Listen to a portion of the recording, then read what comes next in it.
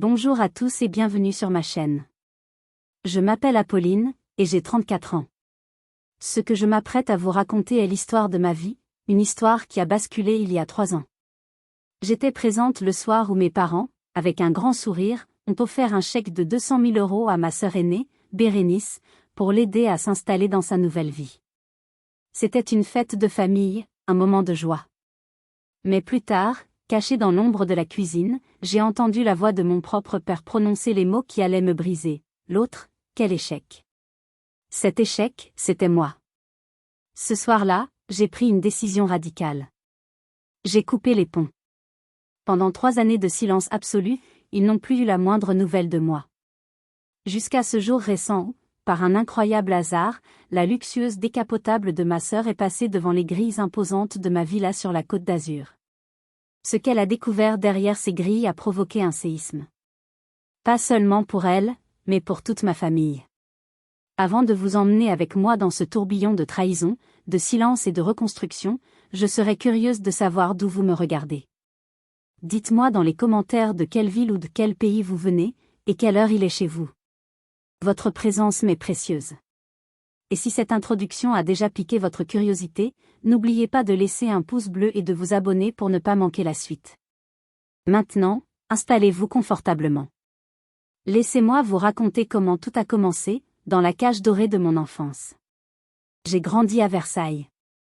Ce nom, pour beaucoup, évoque la grandeur de la France, les fastes de la cour, l'histoire avec un grand H. Pour moi, il résonne différemment. Il a le son du marbre froid sous mes pieds d'enfant, l'odeur de la cire d'abeille sur des meubles anciens et surtout, le poids d'un silence pesant, un silence qu'on ne brise que pour parler de choses importantes, l'argent, le statut, les apparences. Notre maison n'était pas le château, mais elle en avait l'ambition. C'était une imposante demeure en pierre de taille, protégée par de hautes grilles en fer forgé. Le jardin, dessiné par un paysagiste de renom, était d'une perfection angoissante. Chaque buisson était taillé au millimètre, chaque pétale semblait à sa place. Il n'y avait pas de place pour le hasard, ni pour la fantaisie.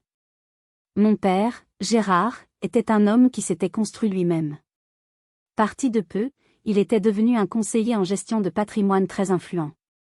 Son obsession était la performance, le rendement.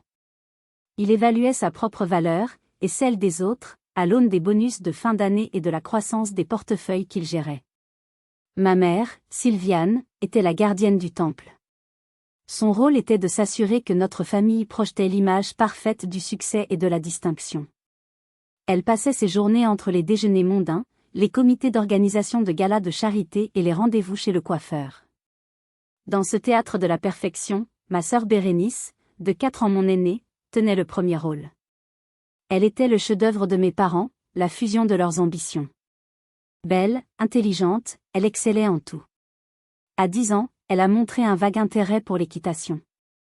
Le mois suivant, mon père lui achetait un pur-sang arabe et l'inscrivait dans le club le plus exclusif de la région. Les coupes et les rubans qu'elle remportait s'entassaient sur la cheminée du salon, chaque trophée étant une nouvelle preuve de la supériorité de notre famille. Et moi, au milieu de tout ça, j'aimais la terre. Mon royaume secret, c'était un petit lopin de terre oublié derrière le grand cèdre, au fond du jardin. C'est là que j'avais installé mon premier potager. C'était mon laboratoire, mon refuge. Je pouvais passer des heures à observer une colonie de fourmis, à essayer de comprendre pourquoi mes plants de tomates poussaient mieux à côté du basilic, à sentir l'odeur de l'humus après une averse. C'était un monde vivant, complexe et fascinant. Pour ma famille, c'était une excentricité embarrassante. Ma mère se désolait de me voir rentrer les mains pleines de terre. « Apolline, tu es encore sale. Imagine si les voisins te voyaient comme ça. » Mon père, lui, ne voyait même pas cela comme une passion. Pour lui, c'était un symptôme alarmant de mon manque d'ambition. Je n'attendais pas de fanfare, ni de cheval. J'aurais juste voulu un regard. Un jour, j'ai apporté à ma mère la toute première fraise de mon jardin, rouge et parfumée. Je la lui ai tendue comme un trésor. Elle l'a regardée, a esquissé un sourire poli et a dit « C'est gentil, ma chérie. Va te laver les mains maintenant, le dîner est presque prêt. » La fraise est restée sur le plan de travail de la cuisine. Personne ne l'a mangée. Ce jour-là, j'ai compris. J'ai compris que dans leur monde, une fraise, aussi parfaite soit-elle, n'aurait jamais la valeur d'un ruban bleu gagné à un concours hippique. J'ai compris que ma passion était invisible à leurs yeux, car elle ne pouvait pas être convertie en statut social. J'étais la note discordante dans leur symphonie de la perfection. Ils pensaient me décourager, me faire comprendre que mon chemin était une impasse. Mais ils ne savaient pas que, loin de leur monde stérile, une autre personne arrosait patiemment une graine bien différente dans mon esprit. Loin de l'ordre strict et des sourires glacés de Versailles, il y avait un havre de paix, un royaume de joyeux désordre, la petite maison de ma grand-mère paternelle, Odette. Elle habitait un petit village des Yvelines, et sa maison en meulière était presque entièrement cachée par un jardin exubérant, un fouillis magnifique où les roses anciennes grimpaient sur les arbres fruitiers et où la menthe sauvage formait des tapis odorants. Chez Odette, l'air sentait la confiture de prunes et la terre chaude. C'était le seul endroit au monde où je me sentais vraiment chez moi. Odette était la seule personne de ma famille qui me voyait réellement. Quand je lui parlais avec une excitation fébrile de mes découvertes sur la rotation des cultures ou sur la vie secrète des vers de terre, ses yeux bleus, plissés par des milliers de sourires, pétillaient d'un intérêt sincère. Elle ne voyait pas une petite fille excentrique qui aimait se salir les mains, elle voyait une intelligence en éveil, une sensibilité à un monde que le reste de la famille ignorait superbement. Issue d'une longue lignée d'agriculteurs, elle avait gardé un bon sens pragmatique et une profonde méfiance envers le monde artificiel de la finance dans lequel mon père, son propre fils, avait si brillamment réussi. Un après-midi, alors que nous étions toutes les deux à genoux dans son potager, à repiquer de jeunes laitues, elle m'a dit quelque chose qui a changé ma perception du monde. Tu vois, ma petite Apolline, ton père est un homme intelligent. Il sait faire de l'argent avec de l'argent. C'est un talent. Mais toi, tu as un talent bien plus rare. Tu sais faire de la vie avec de la terre. Tu comprends comment les choses fonctionnent ensemble, comment elles s'entraident. Ne laisse jamais personne te faire croire que c'est moins important. Elle a arraché une mauvaise herbe, du plantain, et me l'a montré. Ton père voit une chose à détruire. Moi, je vois une salade pour ce soir et un remède pour les piqûres d'ortie.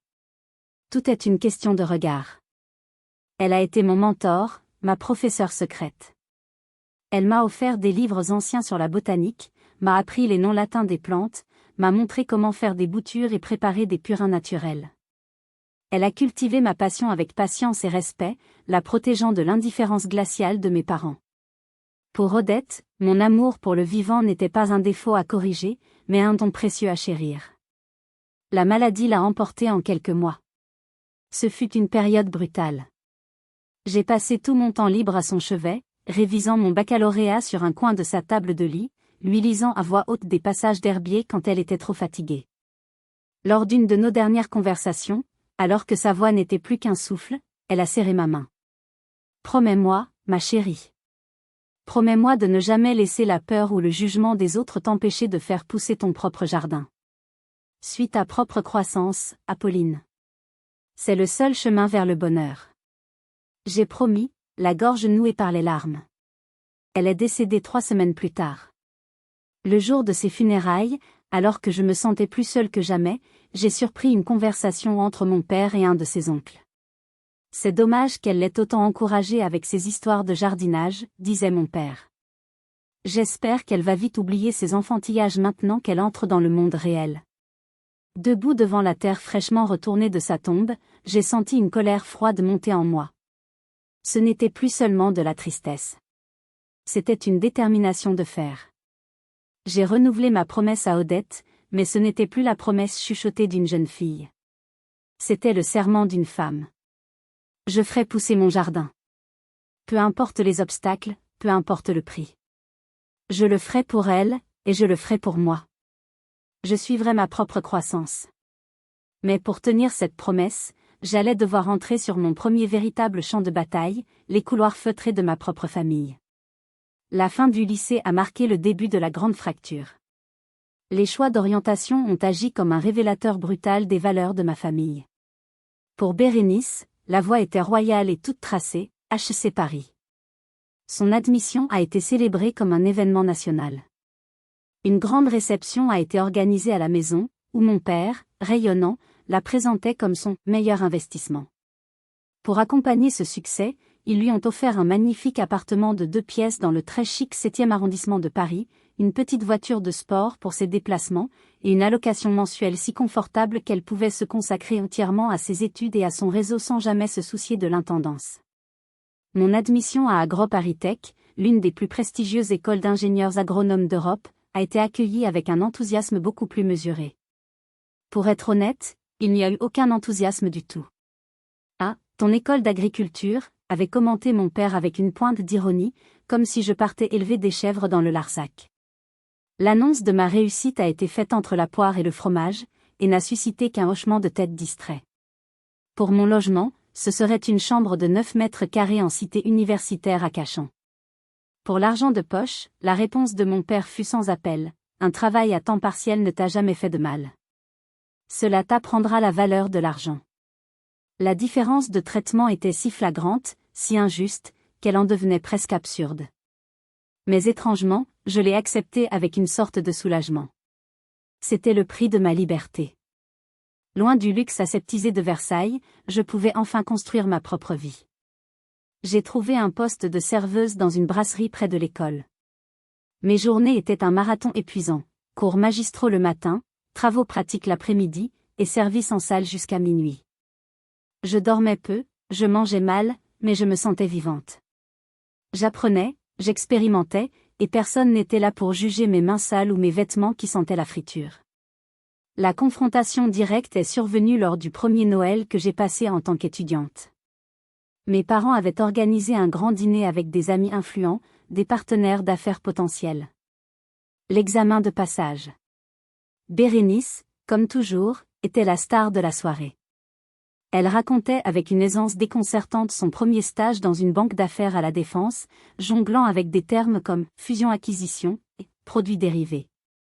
Mon père buvait ses paroles, les yeux brillants de fierté. Puis, au milieu du repas, un des invités s'est tourné vers moi avec un sourire condescendant. « Et vous, jeune fille, que faites-vous de beau ?»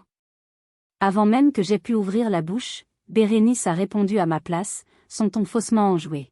« Oh, Apolline est une passionnée. Elle se spécialise dans l'optimisation des écosystèmes de lombriques. N'est-ce pas fascinant ?» Elle a posé sa main sur la mienne, un geste théâtral de compassion. Chacun son niveau. Moi, je m'occupe d'écosystèmes financiers qui pèsent plusieurs milliards. C'est un peu moins, terre à accent grave terre, on va dire. Un silence gêné a flotté une seconde, suivi de quelques rires étouffés. Mon père a esquissé un sourire, visiblement amusé par l'esprit de sa fille aînée. Ma mère, sentant le malaise, a rapidement changé de sujet. Je suis restée là, le visage en feu, une boule de rage et d'humiliation coincée dans ma gorge. Ce n'était pas une simple pique. C'était une exécution publique. Ma sœur venait de me définir devant tout leur monde comme une excentrique inoffensive, une gentille idiote qui joue avec les vers de terre. Plus tard dans la soirée, je l'ai vue discuter avec un groupe d'amis. Elle riait, elle brillait. Et pour la première fois, j'ai vu au-delà de l'arrogance. J'ai vu la tension sur son visage, la peur de ne pas être à la hauteur dans ce monde de requins qu'elle avait choisi, ou plutôt, qu'on avait choisi pour elle. J'ai compris qu'elle ne cherchait pas seulement à m'humilier. Elle cherchait à se rassurer. En me rabaissant, elle se hissait plus haut, se prouvant à elle-même et aux autres qu'elle était bien du bon côté, celui du pouvoir et de l'argent. Ce soir-là, la fissure qui séparait nos deux mondes est devenue une fracture ouverte. Je savais que les choses ne pourraient plus jamais être comme avant. Je pensais que cette humiliation était le pire que ma propre sœur pouvait m'infliger. J'avais tort. Le pire était encore à venir. Et il allait se produire lors d'une soirée qui aurait dû être un moment de bonheur. Le point de non-retour a été atteint 3 ans plus tard. J'avais brillamment obtenu mon diplôme d'ingénieur, et fidèle à mes convictions, j'avais accepté un poste dans une petite association parisienne qui créait des jardins partagés sur les toits. Mon salaire était à peine suffisant pour payer mon loyer, mais j'avais le sentiment de faire quelque chose d'utile, de concret. Bérénice, de son côté, était devenue une « golden girl » de la finance. Elle venait de se fiancer à Maxime, un jeune loup de la communication issu d'une dynastie industrielle. Le mariage parfait. L'alliance parfaite de 2 fortunes. Pour célébrer l'événement, mes parents ont organisé une réception grandiose dans les jardins de la maison de Versailles. J'y suis allée à contre-cœur, me sentant comme une pièce rapportée, un personnage secondaire dans la grande saga de la réussite familiale. L'atmosphère était électrique, un mélange de champagne hors de prix et de conversations calculées. Je naviguais dans ce monde comme une ethnologue étudiant une tribu inconnue. Le moment fatidique est arrivé après le dîner. Mon père s'est levé, a tapoté sur son verre pour demander le silence. Son visage était rougeaud, ses yeux brillaient d'une fierté presque agressive. Il a porté un toast à sa fille aînée, l'incarnation de l'excellence, et à son futur gendre, un jeune homme de grande valeur. Puis, avec un sens aigu de la mise en scène, il a sorti une enveloppe de sa veste. « Votre mère et moi, a-t-il commencé, sa voix résonnant dans le silence du jardin, souhaitons vous offrir un petit coup de pouce pour démarrer votre vie commune sur des fondations solides. » Il a tendu l'enveloppe à Bérénice. Sous les regards avides des invités, elle l'a ouverte. J'ai vu un éclair de triomphe dans ses yeux. Elle a montré le contenu à Maxime, qui a laissé échapper un sifflement admiratif. C'était un chèque. 200 000 €, a proclamé mon père, comme un empereur distribuant ses largesses. Une vague d'applaudissements et de murmures impressionnés a parcouru l'assemblée. Je suis restée pétrifiée, ma coupe de champagne figée à mi-hauteur. Le chiffre a explosé dans mon cerveau. 200 000 €. Une somme astronomique. Le prix d'une vie de travail pour moi. Un petit coup de pouce, pour eux. Ce n'était pas de la jalousie que je ressentais. C'était un vertige. Le vertige de réaliser l'ampleur du fossé qui nous séparait. Ce chèque n'était pas un cadeau. C'était un message. Il disait, voici la récompense pour avoir suivi les règles. Plus tard, ne supportant plus cette comédie sociale, je me suis échappée vers l'office, une petite pièce de service attenante à la cuisine. Je cherchais juste un moment de calme. C'est là que je les ai entendus, de l'autre côté de la cloison. Mes parents.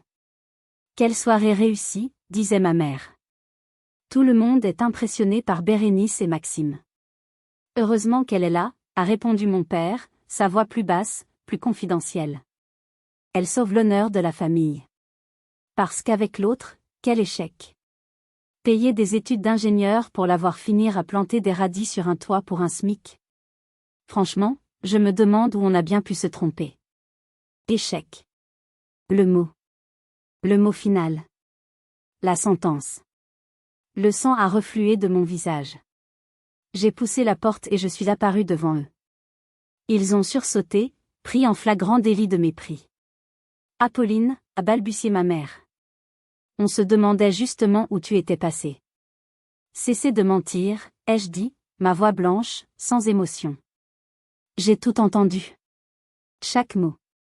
Mon père a retrouvé sa contenance. L'arrogance a remplacé la surprise. Il ne faut pas écouter aux portes. Et tu dramatises toujours tout.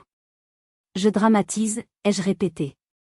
Donc, Bérénice reçoit 200 000 € parce qu'elle est une réussite, et moi, je suis un échec parce que je ne gagne pas assez d'argent à votre goût. C'est ça, la vérité? Le silence a été sa réponse. Mais son regard dur parlait pour lui. Alors, j'ai posé la question qui a tout fait basculer. Une question simple, presque technique. Dis-moi juste, papa. Pourquoi? Il m'a regardé droit dans les yeux, son visage fermé comme un coffre-fort. L'argent, Apolline, ça ne se donne pas, ça s'investit. Et pourquoi diable investirions-nous dans une fille qui a délibérément choisi d'être une ratée? Ce fut la fin. Il n'y avait plus rien à dire. J'ai hoché la tête lentement. J'ai fait demi-tour. J'ai quitté la maison, le jardin, la fête. J'ai quitté ma vie d'avant. Ce soir-là, je me suis sentie complètement anéantie et trahie. Je me tourne vers vous, qui m'écoutez. Dites-moi dans les commentaires, si vous aviez été à ma place, qu'auriez-vous fait? Auriez-vous crié toute votre rage? Auriez-vous pleuré? Ou seriez-vous parti en silence, comme je l'ai fait, pour ne plus jamais revenir? Les jours qui ont suivi ont été un brouillard de douleur et de rage. Mais au milieu de ce chaos émotionnel, une certitude a émergé, claire et tranchante comme un éclat de verre, je ne pouvais plus continuer comme ça. L'indépendance n'était plus une option, c'était une question de survie. Mon modeste salaire de l'association ne suffisait pas. Je devais créer ma propre sécurité, mon propre empire, aussi petit soit-il. L'idée qui germait en moi depuis des mois, cette idée folle de créer ma propre entreprise, est devenue une obsession. J'ai immédiatement appelé la seule personne au monde qui pouvait comprendre, Thibaut. Je lui ai tout raconté, la soirée, le chèque, les mots de mon père. Il m'a écouté sans m'interrompre. Quand j'ai eu fini, il y a eu un long silence. Puis il a dit, alors, on le fait. On le fait vraiment. Et on va leur montrer ce qu'une ratée est capable de construire. Son soutien indéfectible a été le catalyseur. Nous avons démissionné de nos emplois respectifs le même jour. C'était un saut dans le vide, terrifiant et exaltant. Nous avons réuni nos maigres économies, emprunté un peu d'argent à des amis qui croyaient en nous, et nous avons créé officiellement la serre verticale. Notre premier quartier général n'était pas un bureau clinquant dans un quartier d'affaires. C'était un vieil atelier de mécanique automobile en banlieue, froid et humide, que nous avons loué pour une bouchée de pain. Les murs sentaient encore l'huile de vidange, mais pour nous, c'était un palais. C'était le lieu de notre renaissance. Nous avons travaillé jour et nuit, dans une frénésie créative. Thibaut, le génie de l'ingénierie, passait ses journées à souder, à coder, à concevoir des systèmes de pompes et de capteurs de plus en plus sophistiqués. Moi, je me suis transformée en une chef d'entreprise polyvalente. Je passais mes matinées à faire des recherches agronomiques pour diversifier nos cultures possibles, mes après-midi à démarcher des fournisseurs pour obtenir les meilleurs prix, et mes soirées à rédiger des dossiers pour trouver des financements. Le café était notre carburant, l'adrénaline notre moteur. Il y avait des moments de doute profond. Des nuits où, seul dans mon petit studio, la phrase de mon père revenait me hanter, « Pourquoi investir dans une ratée ? Et s'il avait raison ? Et si je n'étais qu'une rêveuse idéaliste en train de foncer droit dans le mur, entraînant Thibaut dans ma chute ? Mais ensuite, je me souvenais du regard de ma grand-mère Odette. Je me souvenais de sa confiance. Et je retournais au travail avec une détermination renouvelée. Thibaut était bien plus qu'un associé. Il était mon ancre. Dans mes moments de faiblesse, il savait trouver les mots. Apolline, regarde ce qu'on a déjà construit en partant de rien. Tu n'es pas une ratée. Tu es une bâtisseuse. Son amitié et sa foi inébranlable en notre projet étaient le seul luxe que je possédais, et il valait tout l'or du monde. Après 6 mois d'un travail acharné, notre premier prototype professionnel était prêt. Il était élégant, efficace, et dépassait toutes nos espérances. Nous avions quelque chose de concret à montrer. Nous avions une histoire à raconter. Nous avions une idée, nous avions la passion et maintenant, nous avions un produit. Mais dans le monde impitoyable des affaires, cela ne suffisait pas. Nous étions sur le point de découvrir que les fantômes de Versailles avaient le bras long, et qu'un ennemi que nous n'avions pas vu venir se cachait dans l'ombre, prêt à réduire notre rêve en cendres. Nous avions une opportunité en or, un contrat qui pouvait tout changer. Mais nous ne savions pas qu'un appel téléphonique secret, motivé par la jalousie et le mépris, était sur le point de tout détruire. Notre premier grand espoir portait un nom, Auguste Renoir. Pas le peintre, mais un chef cuisinier dont le restaurant parisien était le temple de la gastronomie moderne. Il était connu pour son obsession de la fraîcheur et son engagement pour les circuits courts. L'idée de cultiver ses propres herbes rares et ses micro-pousses directement dans ses caves le fascinait. Il représentait tout ce que nous visions, l'excellence, l'innovation et une véritable éthique. Après des semaines de démarchage, nous avions enfin obtenu un rendez-vous. La rencontre a été un succès. Le chef Renoir a été captivé par notre technologie et, je crois, par notre passion. Il est venu visiter notre atelier, à goûter nos produits. Il était convaincu. Il nous a demandé une proposition commerciale. Le contrat, s'il était signé, serait notre ticket d'entrée dans la cour des grands. Il nous apporterait non seulement un chiffre d'affaires conséquent, mais surtout une crédibilité inestimable. Nous avons travaillé d'arrache-pied sur la proposition. Chaque détail était pensé, chaque chiffre était vérifié. La veille du rendez-vous de signature, nous étions épuisés mais euphoriques. Nous allions célébrer notre première victoire. Le lendemain matin, mon téléphone a sonné. C'était l'assistante du chef. Sa voix était glaciale. Le chef Renoir a un empêchement. Il annule le rendez-vous. Il ne souhaite pas donner suite à votre proposition. Mais, pourquoi? Est-ce qu'il y a un problème? Ai-je balbutié, le cœur battant à tout rompre. Le chef considère que votre solution n'est pas assez mature pour un établissement comme le sien. N'insistez pas. Au revoir. La communication a été coupée. Je suis resté figé, le téléphone à la main. Le silence dans notre bureau était total, seulement brisé par le bruit de la pluie qui commençait à tomber. C'était impossible. La veille encore, il était enthousiaste. Que s'était-il passé? La vérité nous est parvenue une semaine plus tard, par une source indirecte. Un jeune sommelier qui travaillait chez Renoir et qui avait sympathisé avec nous. Il nous a raconté, l'air gêné. La veille de notre rendez-vous annulé, le chef avait déjeuné avec un expert en communication gastronomique très influent. Cet expert n'était autre que Maxime, le mari de ma sœur Bérénice. Maxime. Je n'avais même pas fait le lien.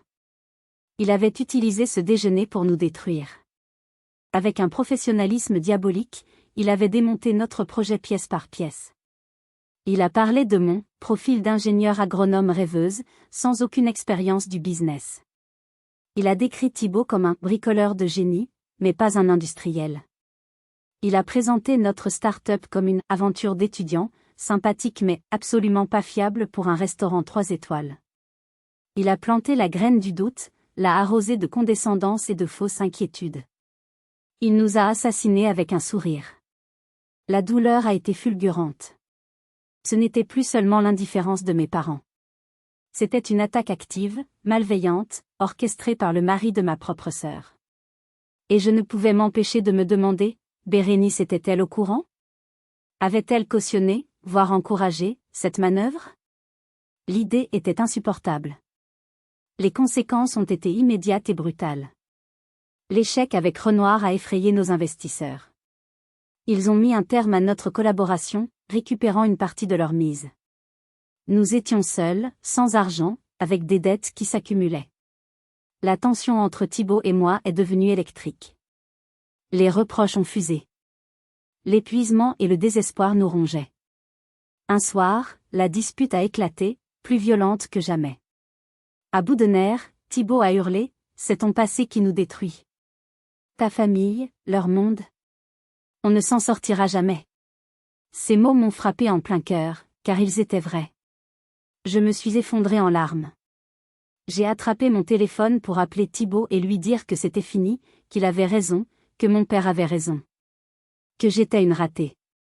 Alors que mon pouce s'apprêtait à appuyer sur son nom, son téléphone, posé sur le bureau, a vibré. Il s'est allumé, affichant un numéro inconnu. Un numéro qui commençait par l'indicatif +971. Dubaï. Thibaut a regardé son téléphone avec une méfiance lasse, persuadé que c'était encore un créancier. Il a décroché d'un ton sec. J'écoutais d'une oreille distraite, noyée dans mon propre désespoir. Puis, j'ai vu son expression changer. Ses sourcils se sont bossés. Il s'est redressé sur sa chaise, a fait signe de me taire. Il a commencé à prendre des notes frénétiquement sur un bout de papier. L'appel a duré près de 20 minutes. Quand il a raccroché, il est resté silencieux un long moment, le regard fixé sur le mur. C'était qui, ai-je demandé, ma voix encore tremblante de larmes. Il s'est tourné vers moi, un sourire incrédule se dessinant sur son visage fatigué. C'était une femme. La directrice de l'innovation d'un des plus grands groupes hôteliers de luxe du monde, basé à Dubaï. Elle a lu un article sur nous. Un tout petit article technique dans une revue d'ingénierie néerlandaise que j'avais complètement oublié. L'histoire semblait sortie d'un conte de fées. Ce groupe hôtelier, propriétaire de palaces dans tout le Moyen-Orient, avait un problème stratégique majeur. La quasi-totalité de leurs produits frais était importée par avion, à un coût exorbitant et avec une empreinte carbone désastreuse. Ils cherchaient activement une solution pour produire localement, directement dans leurs établissements, afin de garantir une fraîcheur absolue à leur clientèle richissime. Notre technologie, sur le papier, était exactement ce qu'ils cherchaient. Elle nous a invités à venir présenter notre prototype à Dubaï. Tous frais payés. La semaine suivante. C'était une bouée de sauvetage lancée depuis un autre monde. C'était notre dernière chance, notre unique espoir. Nous avons rassemblé le peu de force et d'argent qui nous restait et avons passé les jours et les nuits suivants à préparer la présentation la plus importante de notre vie. L'arrivée à Dubaï a été un choc culturel et sensoriel. Nous sommes passés de la grisaille de la banlieue parisienne à une métropole futuriste, une oasis de verre et d'acier surgie du désert. Le luxe était partout, ostentatoire, écrasant. Nous avons été logés dans une suite somptueuse de leur hôtel phare, un palace qui semblait défier les lois de la gravité. La présentation s'est déroulée dans une salle de conférence au 50e étage, avec une vue panoramique sur le golfe Persique. Face à nous, il y avait le conseil d'administration au complet, des hommes et des femmes d'affaires redoutables, en costumes sur mesure et robes de créateurs. J'étais terrifié. Mais en commençant à parler, la peur s'est dissipée. Je n'ai pas seulement présenté des chiffres et des schémas techniques. J'ai raconté une histoire. L'histoire de ma grand-mère Odette. L'histoire de l'intelligence de la nature. J'ai parlé de la création de la vie au cœur de l'aride, de la durabilité comme le luxe ultime. Ma passion, celle qui avait été si souvent tournée en ridicule, est devenue ma plus grande force. Ils n'écoutaient pas une ingénieure, ils écoutaient une visionnaire. Après 2 jours de réunions marathon, de visites techniques et de négociations serrées, ils nous ont fait une offre qui dépassait nos rêves les plus fous. Ils ne voulaient pas être de simples clients. Ils voulaient être nos partenaires. Ils finançaient un projet pilote à très grande échelle dans leur hôtel principal.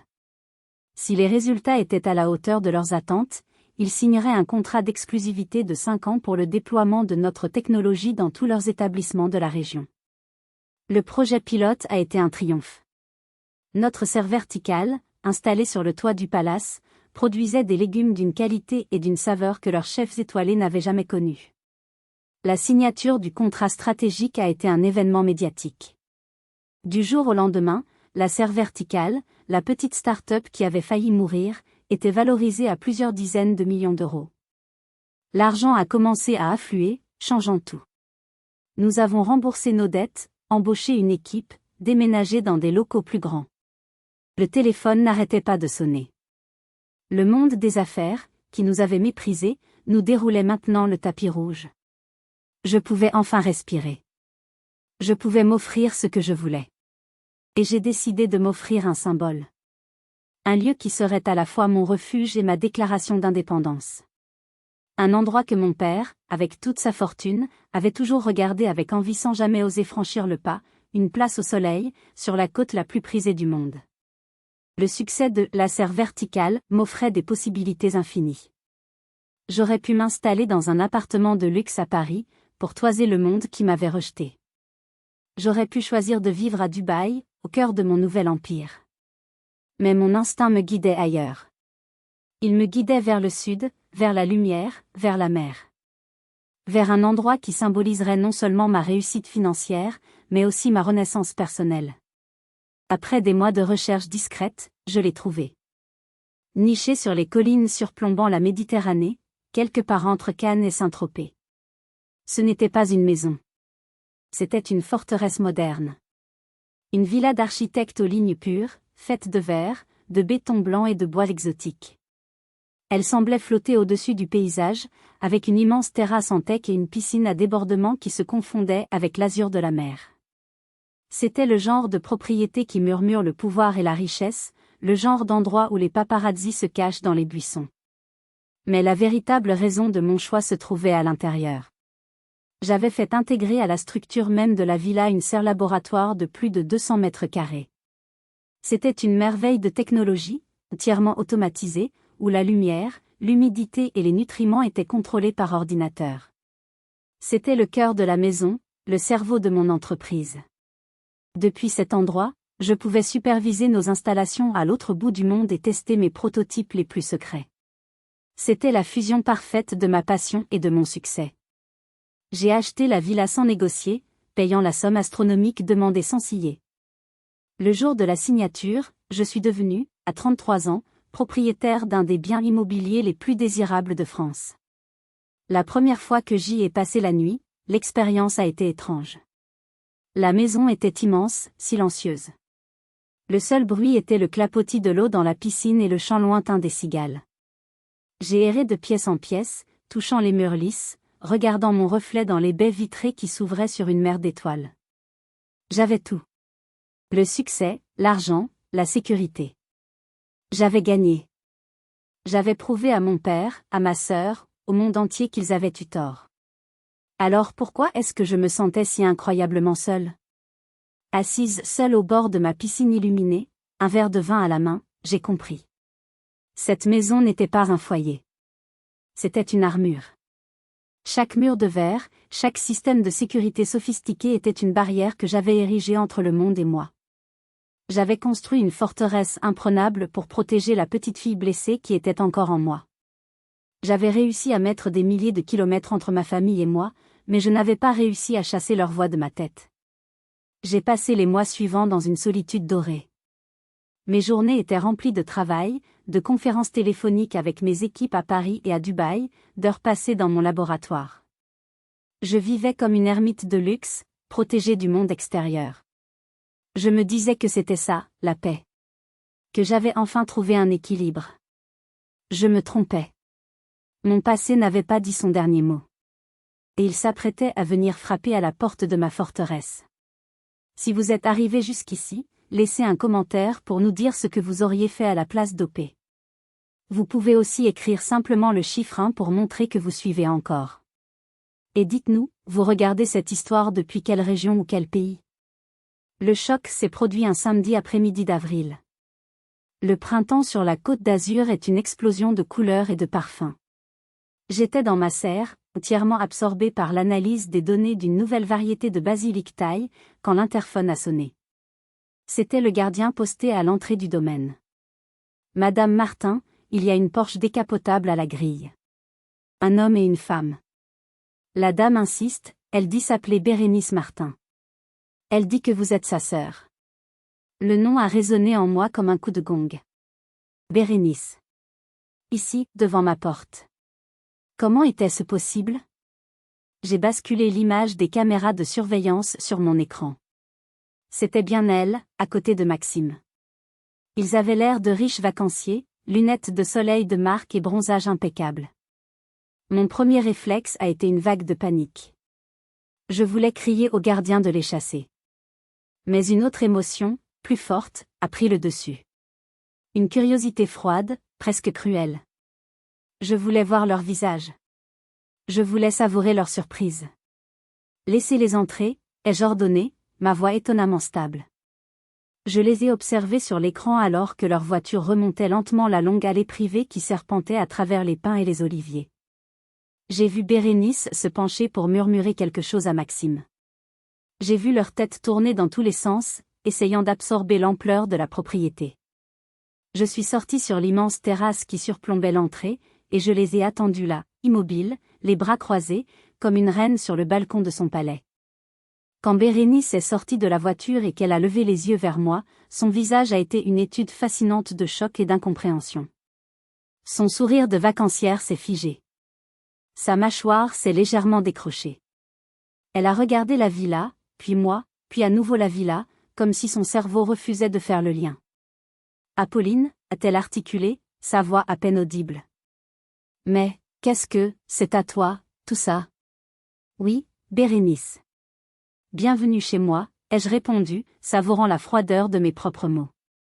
Maxime, d'ordinaire si suffisant, semblait avoir perdu sa langue. Il se contentait de regarder autour de lui avec des yeux ronds, comme un enfant dans un magasin de jouets trop cher pour lui. Nous sommes en vacances pour une semaine à Saint-Tropez, a expliqué Bérénice, comme pour se justifier. Nous faisions une balade en voiture sur la corniche, et j'ai vu une petite plaque discrète à l'entrée du chemin, la serre verticale, centre de recherche privé. J'ai cru à une coïncidence. Je n'aurais jamais imaginé. Sa voix s'est éteinte. Le silence qui s'est installé était lourd de 3 années de non-dit. Entrez boire quelque chose, ai-je proposé, mon ton neutre ne laissant transparaître aucune émotion. La visite a été un supplice pour eux, et une vengeance silencieuse pour moi. Chaque baie vitrée offrant une vue spectaculaire, chaque meuble design, chaque œuvre d'art était une gifle à leur arrogance passée. Quand je les ai fait entrer dans ma serre laboratoire, le visage de Maxime s'est décomposé. Lui, l'expert en marketing, a immédiatement compris qu'il ne s'agissait pas d'un hobby, mais d'une opération industrielle de pointe. Nous nous sommes assis sur la terrasse, face à la mer. C'est là, devant l'infinie beauté de la Méditerranée, qu'elle s'est effondrée. Sans un mot, des larmes se sont mises à couler sur ses joues. Je suis tellement désolée, Apolline, a-t-elle sangloté. Tu ne peux pas savoir à quel point je suis désolée. Elle m'a tout avoué. Sa vie vide, son mariage qui n'était qu'une façade, la pression insupportable de mes parents. Et puis, la phrase qui a tout changé, chaque jour, je dois être parfaite. Et c'est un enfer. J'étais jalouse de toi. Jalouse parce que tu avais le courage d'être toi-même, même si ça voulait dire être un échec à leurs yeux. Moi, je n'ai jamais eu ce courage. Puis, avec une énergie soudaine, elle a sorti son téléphone. Il faut que papa voie ça. Il doit comprendre à quel point il s'est trompé. Avant que je puisse l'arrêter, elle a composé son numéro. Mon cœur s'est emballé. Papa? C'est moi. Tu ne devineras jamais où je suis. L'appel était passé. Je ne savais pas si c'était le début d'une réconciliation ou le prologue d'une nouvelle guerre. Une semaine. Une semaine entière s'est écoulée. Une semaine de silence radio. J'ai guetté mon téléphone, vérifié mes emails. Rien. Pas un appel de Bérénice. Pas un message de mes parents. Le doute a commencé à s'installer. Et si Bérénice avait regretté son appel? Et si mes parents, par orgueil, avaient décidé d'ignorer sa supplique et de rester dans leur monde, où j'étais toujours là ratée? Une partie de moi, la partie qui avait construit cette forteresse, était presque soulagée. La confrontation était évitée. La blessure pouvait rester cicatrisée, même si elle était laide. Et puis, le dimanche suivant, alors que je lisais au bord de la piscine, le son familier d'un moteur allemand a ronronné dans l'allée. J'ai reconnu immédiatement la berline noire de mon père. Ils étaient venus. Ils avaient osé. Mon cœur s'est mis à battre violemment contre mes côtes. Le jugement allait avoir lieu. Je suis restée où j'étais, dans ma chaise longue, derrière mes lunettes de soleil. Je les ai regardés sortir de la voiture, l'air un peu perdu dans l'immensité du parking d'invités. Ma mère, vêtue d'un ensemble en lin d'un blanc immaculé, semblait nerveuse, presque intimidée. Mon père, lui, était fidèle à lui-même, costume sombre malgré la chaleur, visage impassible. Mais je voyais son regard d'expert analyser chaque détail, la qualité de la pierre, la complexité de l'architecture, la maturité des oliviers centenaires que j'avais fait transplanter. Il n'était pas en visite chez sa fille. Il était en train d'auditer un actif. Je me suis levée lentement et je suis allée à leur rencontre. Maman. Papa, ai-je dit, ma voix dénuée de toute chaleur. Apolline, a répondu ma mère, sa voix un peu tremblante. Bérénice nous a dit que tu avais, une jolie maison. Une jolie maison. L'euphémisme était si ridicule que j'ai presque eu envie de rire. Je vais vous faire visiter, ai-je annoncé, coupant court à toute tentative de conversation banale. La visite a été surréaliste. C'était un jeu de pouvoir silencieux. Je leur montrais l'étendue de ma réussite, et ils l'absorbaient en silence. Ma mère s'extasiait sur la décoration, les matériaux nobles. Mon père, lui, ne parlait pas. Il observait. Son silence était plus parlant que n'importe quel compliment. Le moment clé a été, comme avec Bérénice, la visite de la serre laboratoire. En entrant, son masque de détachement s'est fissuré. Lui, l'homme des chiffres et des bilans, a immédiatement reconnu l'odeur de l'argent. Pas l'argent hérité ou spéculé, mais l'argent créé par l'innovation, la technologie, la propriété intellectuelle. Il s'est approché d'un de mes prototypes, a examiné les circuits, les capteurs. Quel est le coût de production unitaire, a-t-il demandé, sa première question directe. Quel est votre marché cible? Vos brevets sont-ils déposés à l'international? J'ai répondu à chaque question avec une précision technique, sans aucune émotion. Nous n'étions plus un père et sa fille. Nous étions deux chefs d'entreprise. Nous sommes retournés sur la terrasse. Le soleil commençait à décliner, peignant le ciel de couleurs flamboyantes. Ma mère a fini par rompre le silence tendu. Nous ne savions pas, Apolline. C'est mon père qui a conclu, le regard perdu dans l'horizon infini de la mer. J'ai eu tort, a-t-il lâché. Ce n'était pas une excuse. C'était un diagnostic. Le diagnostic d'une erreur d'investissement. J'ai passé ma vie à évaluer des actifs. J'ai jugé ta passion comme un passif, un mauvais placement. Je n'ai pas su voir le potentiel. Je n'ai pas compris que tu n'étais pas en train de créer des salades, mais une nouvelle technologie. Tu as créé une nouvelle catégorie d'actifs, et tu l'as transformée dans la seule devise que je respecte. C'était l'aveu le plus complet que j'obtiendrai jamais de lui. Il ne s'excusait pas de m'avoir blessé. Il admettait s'être trompé dans son analyse financière. Et puis, comme pour sceller cette nouvelle évaluation, il a sorti son chéquier. Le geste était presque pavlovien. Pour lui, chaque problème, chaque erreur, chaque relation pouvait être réglée par une transaction. Il allait enfin investir dans la ratée. Le petit bruit sec du stylo Montblanc sortant de son capuchon a résonné dans le silence de la terrasse. Mon père a posé son chéquier sur la table en marbre avec la gravité d'un homme d'État signant un traité. Il s'apprêtait à effectuer une correction de portefeuille, à rééquilibrer les comptes de la famille Martin. J'ai regardé ce petit carnet de chèques, symbole de tout ce que j'avais fui. C'était son sceptre, son outil de pouvoir, la mesure de toute chose dans son univers. Il a ouvert le chéquier, a daté la page, puis a levé les yeux vers moi. Nous voulons être justes, a-t-il dit, comme s'il s'agissait d'une négociation commerciale. Bérénice a reçu une aide de 200 000 €. Il est normal que tu reçoives la même chose. Il a commencé à écrire le montant en toutes lettres. Il y a 3 ans, dans mon petit studio parisien, ce geste m'aurait submergé d'émotion. J'y aurais vu une reconnaissance, une forme tordue d'amour, une chance de survivre. Mais ici, maintenant, sur la terrasse de ma villa de plusieurs millions d'euros, la scène était d'une absurdité presque comique.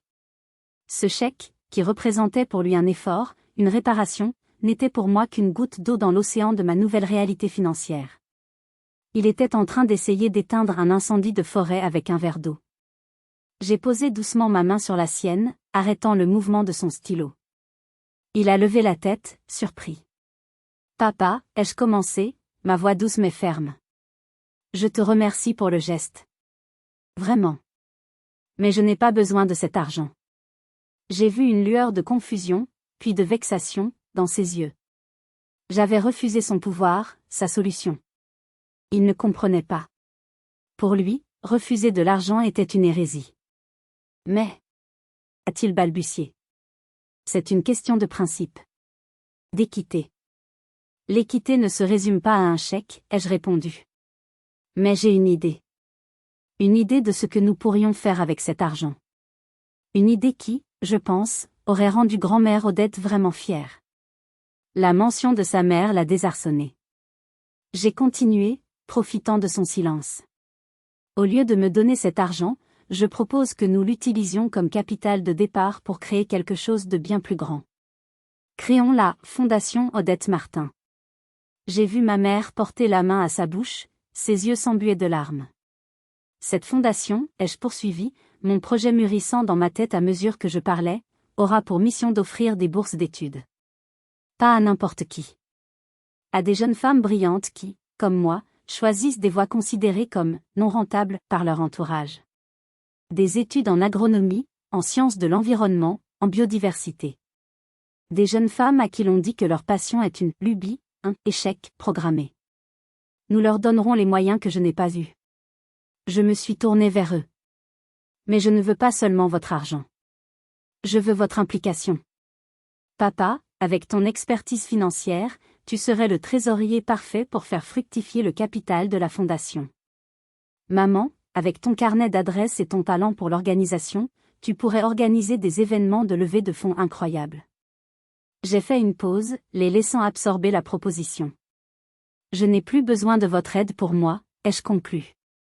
Mais ensemble, nous pouvons construire un héritage. Un véritable héritage. Pas un héritage de chiffres sur un compte en banque, mais un héritage d'opportunités, de passions encouragées. L'héritage d'Odette.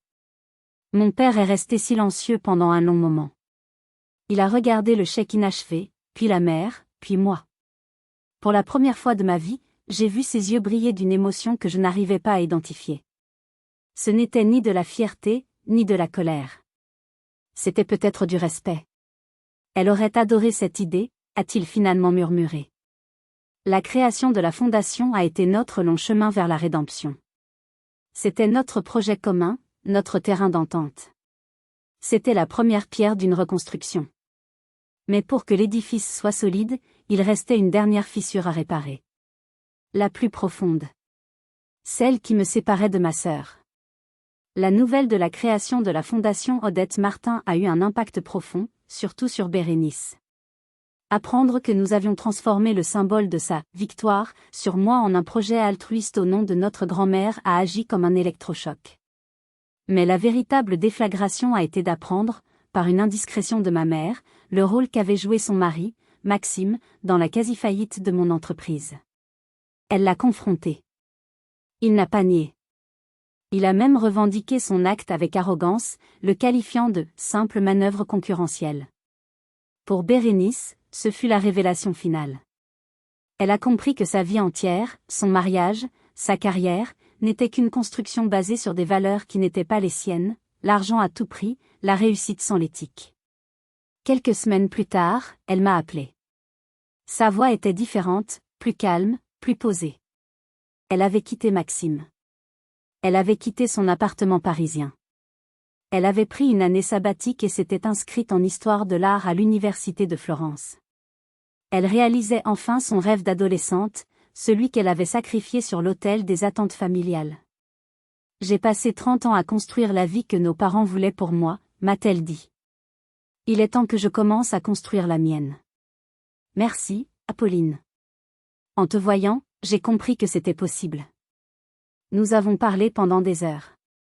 Pour la première fois, ce n'était pas la fille parfaite qui parlait à la ratée. C'étaient deux sœurs, deux femmes, qui partageaient leurs peurs et leurs espoirs. La fissure a commencé à se refermer. Aujourd'hui, quand je me tiens sur la terrasse de ma villa, je ne vois plus une forteresse.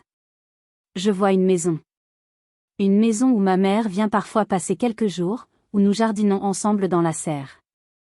Une maison d'où j'ai de longues conversations téléphoniques avec mon père au sujet de la gestion de la fondation. Une maison où Bérénice viendra passer l'été, après son année à Florence. J'ai compris la leçon la plus importante de mon voyage. Je n'ai pas bâti cet empire pour leur prouver qu'ils avaient tort. Je l'ai construit parce que je croyais passionnément en ce que je faisais.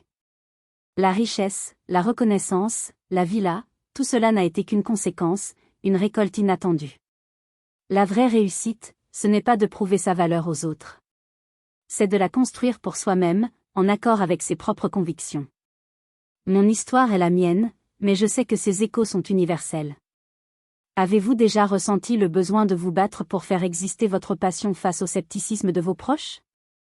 Racontez-moi votre parcours, vos doutes, vos victoires dans les commentaires. C'est en partageant nos histoires que nous nous sentons moins seuls. Si ce récit a fait écho en vous, n'hésitez pas à laisser un pouce bleu, à vous abonner pour d'autres histoires de vie, et à partager cette vidéo avec quelqu'un qui aurait besoin d'un peu de courage pour suivre son propre chemin. Et souvenez-vous toujours, votre valeur n'est pas définie par un chèque, ni par le regard des autres. Elle est définie par le courage de faire fleurir le jardin qui est en vous. Merci de m'avoir accompagné dans ce voyage.